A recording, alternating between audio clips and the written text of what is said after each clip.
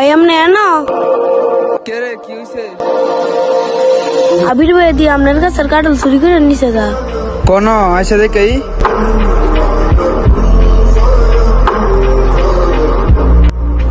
আবির কই রে, কই রে তুই? কেডা এমনি সিলাইতেছে আপন কি মনে কইরা? কি মনে করে আর এখন যেমন বাজা মাছটা উল্টো খাইতে পারস না? বন্ধু কি হয়েছে তোর? এমনি কথা বলতেছিস কে লাগিয়া? কিসে মানে? তুই কি জানাস না আমার কাছ থেকে কাল চুরি করে কে লেগে? বন্ধু কি কইলি তুই এটা?